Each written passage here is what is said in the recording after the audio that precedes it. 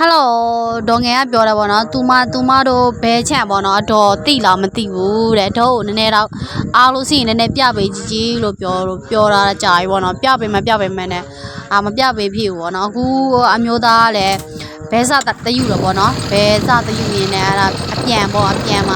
ဒါတတိယတလားတော့အတော်ဗီဒီယိုနည်းနည်းရိုက်ပြမယ်လေဆိုပြီးတော့မှရိုက်ပြတာပေါ့နော်ဒေါ်ငယ်ရှိတော့ကျတော့ဒီလမ်းတွေခလည်းကျတော့မကောင်းပေါ့နော်တဲလမ်းတွေပေါ့နော်ဖုံထားတော့လမ်းသွားလို့စိအခုကျတော့ဒီဟိုအင်္ဂလိပ်ပေါ့နော်ခင်းလိုက်တယ်ပေါ့လမ်းတစ်ခုလုံးပေါ့နော်ဒီလက်မြေခင်းလိုက်တော့လေလမ်းတွေကတအားကောင်းသွားတယ်ကိုကလေးလမ်းဖြစ်သွားတော့ပေါ့နော်တလမ်းလုံးလမ်းကောင်းသွားပါပြီပေါ်တော်မူသွားတဲ့လမ်းနဲ့ဒီရေတခွန်သွားတဲ့လမ်းပေါ့နော်ဒီလမ်းတစ်လမ်းနဲ့ပဲပေါ့နော်လမ်းကောင်းသွားပြီပေါ့နော်ဒီမှာဆိုရင်လည်းစတင်ချောင်းပေါ့နော်စတင်ချောင်းပါအဲ့တဲ့ပေါ့နော်အဲ့တဲ့သွားစီဒီမှာဒါဆိုရင်ဝပွဲချောင်းမဟုတ်ဝါပေါ့နော်အဲ့ဒီမဟုတ်ဝါတဲ့ပဲဝင်လာလိုက်လို့ရှိရင်꿰ပြီးတော့လေဝင်လာလိုက်လို့ရှိရင်အရှိမ